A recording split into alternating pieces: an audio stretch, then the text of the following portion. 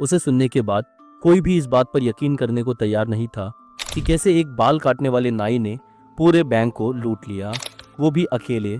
उसने बैंक के ward number 74 के सभी सेफ्टी डिपॉजिट बॉक्स खोलकर उसमें से पैसे, जेवरात और प्रॉपर्टीज पेपर निकाले और बैंक कर्मचारी की नज़रों के सामने से उन पैसों को लेकर वहां से रवाना हो गया। उसने इस अद्भुत और चौंका देने वाली चोरी को इस तरीके से अंजाम दिया कि पूरे अमेरिका में इसे परफेक्ट चोरी, एक परफेक्ट क्राइम कहा जाने लगा। कहानी की शुरुआत होती है 13 अप्रैल 1981 की सुबह से, जब शिकागो के एक बैंक में अटेंडेंट बैंक खुलने के बाद जाकर वार्ड खोलता है, जहां देखने में सब कुछ बिल्कुल सही लग रहा था और सब लोग अपने अपने काम में व्यस्त थे। तभी कुछ देर के बाद उस बैंक के कस्टमर्स आते हैं और अटेंडेंट से कहते हैं कि उन्हें उस बैंक में अपने सेफ्टी बॉक्स को खोलना है और उसमें कुछ कीमती सामान रखना है। और अटेंडेंट भी उन कस्टमर्स के साथ वार्ड में चली जाती है उसके सेफ्टी डिपॉजिट बॉक्स खोलने। और जैसे ही अटेंडेंट्स उस कस्टमर के सेफ्टी डिपॉजिट बॉक्स में चाबी लगाती है, उसकी आंखें फटी की फटी रह जाती हैं। चाबी लगाते ही उसका लॉक टूटकर डिपॉजिट बॉक्स के अंदर ही चला जाता है और डिपॉजिट बॉक्स में से एक होल हो जाता है, जिसे खोलने पर यह पता चलता है कि उसमें से सारे पैसे और सारे कीमती सामान भी गायब है। अटेंडेंस इस बात से घबराकर जोर जोर से चिल्लाने लगती है, जिसकी वजह से बैंक के कर्मचारी और गार्ड्स दौड़कर वार्ड में पहुंच जाते हैं और बाकी सेफ्टी डिपॉजिट बॉक्स को भी खोलकर चेक किया जाता है। और फिर जो उनके सामने आता है उसे देखकर उनके पैरों तले जमीन खिसक जाती है, क्योंकि किसी ने उनके बैंक के 74 सेफ्टी डिपॉजिट बॉक्स को तोड़कर उसमें से सभी कीमती सामान चुरा लिया था। और ये काम इतनी सफाई से और चालाकी से किया गया था कि किसी को भी इस बात की भनक नहीं लगी थी कि उनके बैंक में इतनी बड़ी चोरी हो चुकी है। और सबसे चौंका देने वाला सवाल यह था कि आखिर चोर उस वार्ड के अंदर घुसा कैसे, और कैसे सारे लॉक तोड़ने के बाद भी वो बाहर से देखने में बिल्कुल सही लग रहे थे, जैसे उन्हें छुआ भी ना गया हो। यह कहानी है अमेरिका के शिकागो में एक छोटे से शहर बैरिंगटन की, जहां ये बैंक हुआ करता था, जिसका नाम था फर्स्ट नेशनल बैंक, जो फेडरल बैंक के ही एक ब्रांच का हिस्सा था।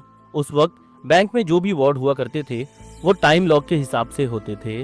मतलब बैंक में जाकर एक टाइम को तय करना होता था कि इस समय से लेकर इस समय तक वार्ड बंद रहेगा, और एक बार टाइम लॉक के हिसाब से ये वार्ड बंद हो गया तो फिर इन्हें कोई भी नहीं खोल सकता था, फिर चाहे किसी के पास इसकी चाबी ही क्यों ना हो।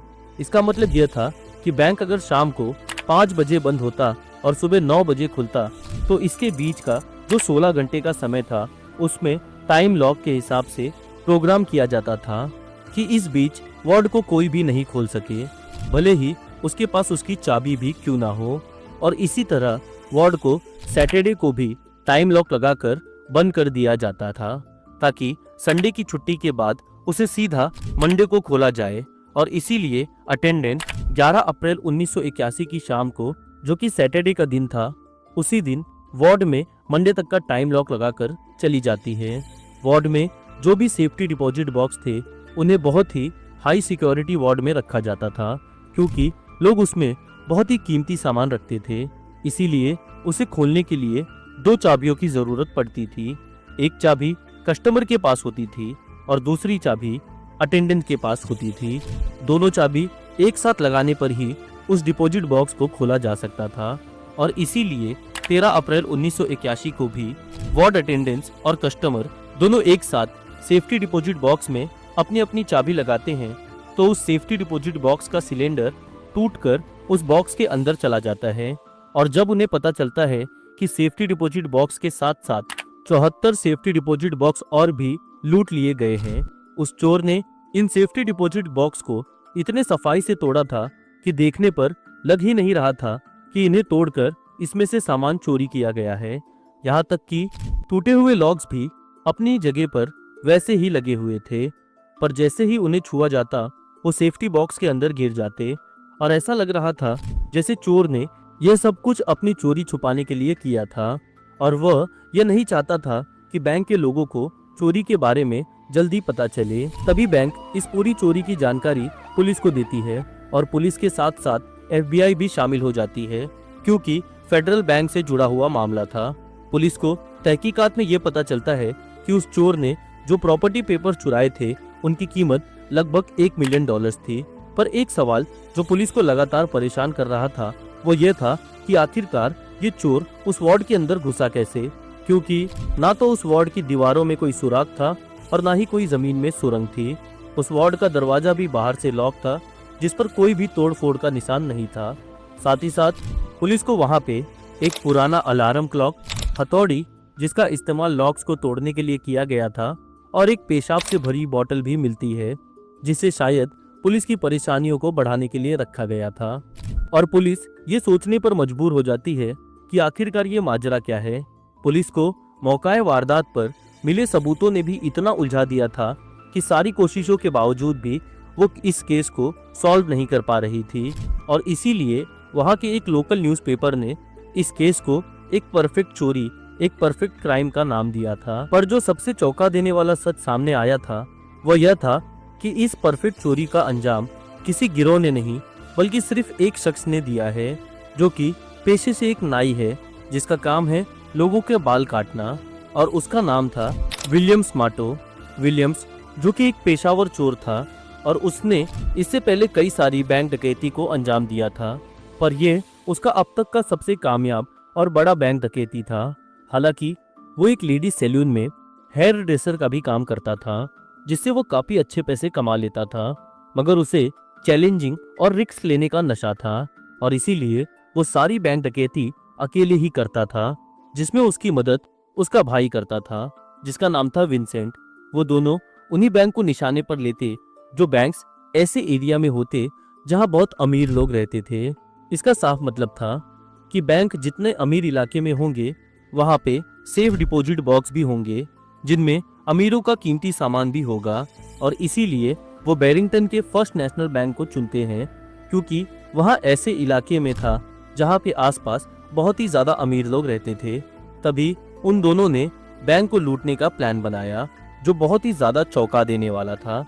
इस चोरी से 10 दिन पहले दोनों फर्स्ट नेशनल बैंक के अंदर जाते हैं और वहां पर एक सेफ्टी बॉक्स को रेंट पर लेते हैं, और वो अपना नाम और पता रजिस्टर करवाते हैं, जो कि फर्जी होता है, क्योंकि विलियम्स दिखने में काफी अच्छा था और उसकी बातचीत करने का तरीका भी लोगों को प्रभावित कर देता था। इसीलिए उसने वार्ड अटेंडेंट से भी बातें बातों में दोस्ती कर ली थी। फिर दोनों भाई अक्सर बैंक के चक्कर लगाने लगे। कभी वो बैंक के वार्ड में कुछ जमा करने के बहाने पहुंच जाते, तो कभी बैंक की अटेंडेंट से मिलने के बहाने वो वहां पहुंच जाते। बैंक में बार बार जाने के पीछे उनका सिर्फ एक मकसद था कि वहां के लोग उन्हें पहचानने लगे और सबसे उनकी अच्छी खासी जान पहचान हो जाए, और साथ ही साथ वो वार्ड अटेंडेंस पर भी नजर रख सके कि वो कितने बजे लंच करने जाती है, क्या क्या काम करती है और कितने बजे बैंक से घर के लिए निकलती है। स्मार्टो और उसका भाई विंसेंट ने बैंक में एक बात और नोट करी, जब भी बैंक खोला जाता तो उसका दरवाजा खुला छोड़ दिया जाता, क्योंकि जब भी सेफ्टी बॉक्स में कोई भी कस्टमर अपना कीमती सामान रखने के लिए आता है तो वार्ड अटेंडेंट भी उसके साथ वार्ड के अंदर चली जाती है। दोनों अपनी अपनी चाबी लगाते हैं और सेफ्टी बॉक्स को खोलने के बाद कस्टमर को अकेला छोड़कर वार्ड अटेंडेंट बाहर चली जाती है। ये कस्टमर की प्राइवेसी के लिए किया जाता है, ताकि कस्टमर अकेले में अपना कीमती सामान निकाल सके और रख सके। इसीलिए जब स्मार्टो वार्ड के अंदर जाता है और सेफ्टी डिपॉजिट बॉक्स खोलता है तो वहां उसके सिवा और कोई नहीं होता। तभी वो दूसरे सेफ्टी डिपॉजिट बॉक्स के लॉक्स को भी चेक करता है और इन्हें कैसे तोड़ा जाए और इन्हें तोड़ने के लिए क्या क्या औजार लगेंगे। इन्हीं सबके बीच स्मार्टो को बैंक की एक सबसे बड़ी कमी पता चलती है, और वो कमी ये थी कि वॉल्ट में एंट्री करते वक्त कस्टमर्स की आईडी चेक होती थी, लेकिन जब वो वॉल्ट से निकलकर बैंक से बाहर जाते थे तो उनकी कोई भी आईडी चेक नहीं होती थी। अब इस क्राइम को करने के लिए सबसे जरूरी काम स्मार्टो को करना था, और वो यह था कि कैसे वो अपने औजारों को बैंक वॉर्ड के अंदर ले जाया जाए और उसे छुपाया जाए, और उसके लिए वो चुनता है अपने सेफ्टी डिपॉजिट बॉक्स को, और अगले ही दिन कुछ औजार अपने बैग में भर के वो बैंक पहुंच जाता है, जहां अटेंडेंस उसके सेफ्टी डिपॉजिट बॉक्स को खोलकर वार्ड के बाहर चली जाती है, और तभी अकेले में वो अपने औजार सेफ्टी बॉक्स में रख देता है, और वो एक एक करके सभी औजारों को सेफ्टी बॉक्स में जमा कर रहा था ताकि किसी को उस पर शक भी ना हो। ऐसा करते करते उसका पूरा सेफ्टी डिपॉजिट बॉक्स औजारों से भर गया था, मगर उसे अभी भी और औजार की जरूरत थी, जिसमें से कुछ औजार तो इतने बड़े थे कि वो सेफ्टी डिपॉजिट बॉक्स में भी नहीं आ पाते। अगर वो खाली भी होते तब भी। स्मार्टो ने बैंक के लोगों को ये भी बता रखा था कि वो एक पेंटिंग डीलर है, इसीलिए अक्सर वॉल्ट में काफी बड़ा सामान रखने की जरूरत पड़ती है।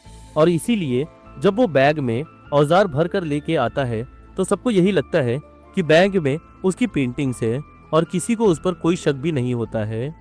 पर स्मार्टो के लिए अब भी सबसे बड़ी दिक्कत की बात यह थी कि वो बड़े औजार को कहाँ छुपाए।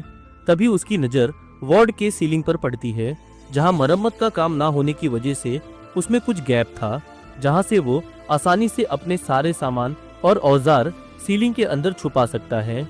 और वो अपने सारे बड़े औजार, टॉर्च लाइट, खाना और जो भी सामान की जरूरत उसे इस चोरी को अंजाम देने में लगने वाली थी, वो लाकर उसी सीलिंग में छुपा देता है। अब जो आखिरी काम बचा था वो बैंक के अलार्म सिस्टम को डीएक्टिवेट करना था। हालांकि इस बैंक के अलार्म सिस्टम को इस तरह से प्रोग्राम किया गया था कि अगर कोई वॉल्ट की दीवार या जमीन को हथौड़े से तोड़कर घुसने की कोशिश करता है तो यह अलार्म फौरन ही बजने लगता है। हालांकि स्मार्टो के जो चोरी का प्लान था उसमें ना ही कोई दीवार को तोड़ने की जरूरत थी और ना ही कोई जमीन को खोदने की, लेकिन फिर भी उसे ये डर था कि अगर सेफ डिपॉजिट बॉक्स को तोड़ने में अलार्म बजने लगा तो वो पकड़ा जा सकता है। इसीलिए इससे बचने के लिए उसने अलार्म के साउंड को खराब करने की कोशिश की, जो वो बहुत ही आसानी से कर देता है। पर स्मार्टो बहुत ही चालाक था और वो ये बात अच्छी तरीके से जानता था कि इसमें सिर्फ एक अलार्म नहीं है जिसे वो खराब करके ये चोरी को अंजाम दे सकता है। उसे बैंक के दूसरे छुपे हुए अलार्म सिस्टम को भी ढूंढना होगा, क्योंकि उसे उनसे भी खतरा था। छुपे हुए अलार्म सिस्टम को ढूंढने के लिए उसने एक ऐसा तरीका निकाला जिसे सुनने के बाद आप हैरान रह जाएंगे। स्मार्टो बैंक में एक अलार्म क्लॉक लेकर जाता है और उसमें रात के 3 बजे का अलार्म सेट करता है। उस वॉल्ट की सीलिंग में उसे वो छुपा देता है और जैसे ही रात के 3 बजते हैं अलार्म बजने लग जाता है। बैंक के सारे छुपे हुए अलार्म सिस्टम भी एक्टिवेट हो जाते हैं और पुलिस भी फौरन बैंक पहुंच जाती है। ये सब कुछ स्मार्टो बैंक के बाहर छुपकर देख रहा था और उसे ये बात कंफर्म हो जाती है कि बैंक में और भी छुपे हुए अलार्म है।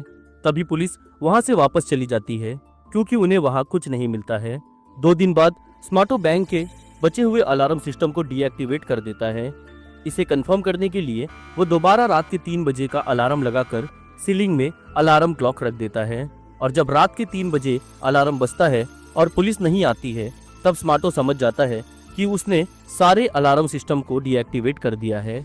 अब स्मार्टो के सामने सबसे मुश्किल सवाल था और वो सवाल ये था कि वो चोरी के लिए वॉल्ट में घुसेगा कैसे। जो तरीका उसने अपनाया वो काफी अनोखा था। 11 अप्रैल 1981 की सुबह स्मार्टो बैंक पहुंचता है और अपने सेफ डिपॉजिट बॉक्स में सामान रखने की बात वॉल्ट अटेंडेंट से करता है। वॉल्ट अटेंडेंट उसका बॉक्स खुलवाकर वहां से चली जाती है। जैसे कि पहले बताया गया था, वॉल्ट के अंदर जाने वालों की तो एंट्री होती है पर वॉल्ट के बाहर जाने वालों की कोई एंट्री नहीं होती थी। और वॉल्ट अटेंडेंट का ध्यान स्मार्टो की तरफ नहीं जाता है कि वो वॉल्ट के बाहर आया ही नहीं। जब उसे वॉल्ट के अंदर कोई नहीं दिखाई देता है तो वो वॉल्ट को बंद कर देती है, ये सोचकर कि स्मार्टो शायद वहां से चला गया होगा। इसके बाद जो होता है उसने लोगों को हैरान कर दिया। स्मार्टो ने बैंक को इसीलिए चुना था क्योंकि वॉल्ट में सेफ डिपॉजिट बॉक्स की जो अलमारियां थी वो कुछ इस तरीके से रखी गई थी कि जहां वो खत्म हो रही थी वहां एक खाली जगह बन जाती थी और एक अलमारी दूसरी अलमारी को कुछ इस तरीके से ढक रही थी कि किसी का ध्यान वहां नहीं जाता था। इसका फायदा उठाकर स्मार्टो अलमारी के ऊपर चढ़ जाता है और उस खाली जगह में छुप जाता है और इस तरह पूरा दिन गुजर जाता है। शाम को वॉल्ट अटेंडेंट वॉल्ट में मंडे तक का टाइम लॉक लगाकर चली जाती है। अब स्मार्टो के पास 11 अप्रैल यानी कि सैटरडे की पूरी रात और संडे का पूरा दिन था इस वॉल्ट को लूटने के लिए। फिर शुरू होती है वो चोरी जो किसी ने नहीं सोची थी। स्मार्टो को जब पूरी तरीके से यकीन हो जाता है कि अब इस बैंक को बंद किया जा चुका है और सब लोग घर जा चुके हैं तो वो अपने छुपने की जगह से बाहर निकलता है। वो अपनी टॉर्च लाइट जलाता है और जो भी औजार उसने पहले से सीलिंग और सेफ डिपॉजिट बॉक्स में छुपा रखे थे उन्हें निकाल लेता है। वो अपने साथ स्पेशलिस्ट मॉडिफाइड स्क्रू बोल्ट भी ले गया था जो बिल्कुल सेफ डिपॉजिट बॉक्स के लॉक्स के साइज के थे और इस हिसाब से बनाए गए थे ताकि चोरी के बाद वो उन बॉक्स को वापस बिल्कुल वैसे ही फिट कर सके जिससे किसी को शक ना हो और किसी भी बॉक्स में डैमेज ना दिखे। इस तरीके से स्मार्टो एक एक करके सारे डिपॉजिट बॉक्सेस को खोलना शुरू करता है। वो इस बात का खासा ख्याल रखता है कि लॉक तोड़ने के दौरान बॉक्स में किसी तरीके का नुकसान ना हो। अंधेरे में इतने सारे बॉक्सेस को संभाल कर तोड़ना उसके लिए थका देने वाला काम बन जाता है। इसीलिए वो बीच बीच में कॉफी पीते रहता है ताकि उसे थकान महसूस ना हो। उसने सैटरडे की रात इसीलिए चुनी थी ताकि अगले दिन संडे को वो अपना काम आराम से कर सके। चोरी के दौरान स्मार्टो साथ ही साथ जो भी कचरा जमीन पर गिर रहा था उसे भी साफ कर रहा था। जब वो अपना काम पूरा कर लेता है तब वो वापस उन 74 सेफ डिपॉजिट बॉक्स के लॉक्स को लगाता है और अपने मॉडिफाइड स्क्रू की मदद से उन बॉक्सेस को वापस फिट कर देता है, जिससे किसी को ये ना लगे कि उन लॉक्स को तोड़ने की कोशिश की गई है। लेकिन जैसे ही असली चाबी उन लॉक्स में लगाई जाती वो लॉक्स टूटकर गिर जाते थे। उसके बाद स्मार्टो अपने सारे औजार वापस सीलिंग में छुपा देता है और जो भी लूट का माल था उसे अपने बैग में भर लेता है। फिर वो वापस अलमारियों के बीच खाली जगह में जाकर छुप जाता है। साथ ही साथ वो अलमारी पर भी एक छोटा सा शीशा इस तरीके से रख देता है ताकि मंडे की सुबह जब वॉल्ट खुले और जो भी अंदर आए उस पर वो नजर रख सके। 13 अप्रैल 1981 मंडे की सुबह बैंक खुलता है। वॉल्ट अटेंडेंस वॉल्ट के अंदर जाती है और सब कुछ नॉर्मल लगता है। इस दौरान स्मार्टो उन पर शीशे के जरिए नजर रखता है। जैसे ही अटेंडेंस वॉल्ट से बाहर जाती है स्मार्टो मजदूरों के कपड़े पहनकर और अपने बैग को लेकर बैंक के लोगों के सामने से निकल जाता है। उस वक्त बैंक में कंस्ट्रक्शन का काम चल रहा था, इसीलिए किसी को इस पर शक भी नहीं होता है। स्मार्टो का भाई विंसेंट बैंक के बाहर कार लेकर उसका इंतजार कर रहा होता है। स्मार्टो लूट से भरा बैग कार की डिक्की में रखकर विंसेंट के साथ वहां से फरार हो जाता है। इस तरह से विलियम स्मार्टो एक ऐसी बैंक रॉबरी को अंजाम देता है जो दुनिया भर के लोगों के लिए हैरत का कारण बन जाती है। उसका तरीका इतना परफेक्ट था कि पूरे बैंक में किसी को इस बात की भी शक नहीं होती है कि कोई चोरी हुई है। इस वजह से इस चोरी को एक परफेक्ट क्राइम का नाम दिया गया। पर क्या स्मार्टो कभी पकड़ा गया? पुलिस और एफबीआई को अपनी इन्वेस्टिगेशन में क्या पता चला? क्योंकि ये बैंक एक फेडरल बैंक की ब्रांच थी, इसीलिए एफबीआई और पुलिस ने इस केस को सॉल्व करने के लिए कोई कसर नहीं छोड़ी। वॉल्ट के हर कोने की तस्वीर ली गई और फॉरेंसिक टीम ने फिंगरप्रिंट्स भी लिए और पूरे वॉल्ट को छान मारा गया, लेकिन उनके हाथ कुछ भी नहीं लगता है। इन्वेस्टिगेशन के दौरान पुलिस को सबसे ज्यादा हैरानी वॉल्ट के अंदर मिलने वाली जब से अमेज़न में बिजनेस स्टार्ट किया है ना तब से अच्छे पैसे आने लगे। ये बिजनेस करने का आइडिया आपको कहाँ से आया? सीखो ऐप से। जैसे ये यूट्यूब अलार्म क्लॉक से होती है। जब उन्हें पता चलता है कि वॉल्ट के अलार्म सिस्टम को डीएक्टिवेट किया गया था तब उन्हें समझने में देर नहीं लगती है कि ये एक बहुत ही सोची समझी प्लानिंग थी। पुलिस इस कंक्लूजन पर पहुंचती है कि बिना वॉल्ट के अंदर आए कोई इतनी बड़ी चोरी की प्लानिंग कर ही नहीं सकता है। इसीलिए पुलिस को शक होता है कि चोर ने पहले वॉल्ट का एक सेफ डिपॉजिट बॉक्स को रेंट पर लिया होगा। इन्वेस्टिगेशन के दौरान 74 लोगों की लिस्ट चेक की जाती है और पता चलता है कि उनमें से 2 लोग का नाम और एड्रेस फेक है। पुलिस कहती है कि वही दोनों शायद चोर हैं। शिकागो के एक दूसरे शहर के एक बैंक में 1 साल बाद ऐसी ही एक घटना होती है जो इस अनसॉल्व केस को सॉल्व करने में मदद करती है। एक कस्टमर बैंक के वॉशरूम में जाता है। वहां अचानक से उसके सर पर फॉर सीलिंग्स का एक टुकड़ा गिर जाता है। जैसे ही वो सीलिंग की तरफ देखता है उसे लगता है कि सीलिंग के अंदर कोई मूवमेंट हो रही है। वो तुरंत बैंक सिक्योरिटी को इस बात की खबर देता है। बैंक सिक्योरिटी का एक स्टाफ मेंबर एक सीढ़ी लगाकर सीलिंग के पास जाता है और टॉर्च से अंदर झांकने की कोशिश करता है। वहां उसे किसी के पैर हिलते हुए दिखाई देते हैं। ये देखकर वो डर जाता है और तुरंत पुलिस को बुला लेता है। पुलिस बैंक पहुंच जाती है और सीलिंग के अंदर छुपे हुए शख्स को धमकी देते हुए बाहर निकालती है। पुलिस उसे कहती है कि अगर वो बाहर नहीं आया तो वो उसे गोली मार देगी। सीलिंग के अंदर छुपा हुआ शख्स के पास अब कोई रास्ता नहीं था और वो शख्स कोई और नहीं बल्कि विलियम स्मार्टो होता है। स्मार्टो को जब बाहर निकाला जाता है और उससे सवाल किया जाता है तो उनके जवाब जब स्मार्टो देता है तब सब हैरान हो जाते हैं। स्मार्टो बताता है कि इस बैंक के वॉल्ट की सीलिंग में उसने अपने सभी औजार को छुपा रखा है। पुलिस सीलिंग के अंदर से उसके औजार निकाल लेती है। फॉरेंसिक इन्वेस्टिगेशन के बाद पता चलता है कि ये वही औजार है जो बैरिंगटन के फर्स्ट नेशनल बैंक की चोरी में इस्तेमाल हुए थे। इसके बाद स्मार्टो के भाई विंसेंट को भी गिरफ्तार कर लिया जाता है। पुलिस दोनों को फर्स्ट नेशनल बैंक में लेकर जाती है, जहां उनसे पूछताछ होती है। इन्वेस्टिगेशन के दौरान ये कंफर्म हो जाता है कि यही दोनों फर्स्ट नेशनल बैंक के 74 सेफ डिपॉजिट बॉक्सेस को लूटने के जिम्मेदार हैं। स्मार्टो से पूछताछ के दौरान ये बात भी सामने आती है कि उसने और भी कई बैंकों को लूटा है। लूटी गई टोटल रकम लगभग $2 मिलियन के आसपास थी। पुलिस स्मार्टो से पूछती है कि जब उसे पहले ही इतनी बड़ी रकम लूट ली थी तो फिर बार बार चोरी वो क्यों कर रहा था। स्मार्टो जवाब देता है कि उसे रिस्क और चैलेंजेस का नशा था, इस वजह से उसने अपनी चोरियों को अकेले ही अंजाम दिया था। ट्रायल के दौरान कोर्ट स्मार्टो और उसके भाई विंसेंट को फर्स्ट नेशनल बैंक की चोरी के लिए 20 साल की सजा सुनाती है, लेकिन जेल में स्मार्टो से एक डील की जाती है। अगर वो लूटे हुए माल वापस कर देता है तो उसकी सजा कम कर दी जाएगी। स्मार्टो लूट का माल छुपाने की लोकेशन बता देता है। वो माल एक तालाब के पानी के नीचे छुपा कर रखा हुआ था।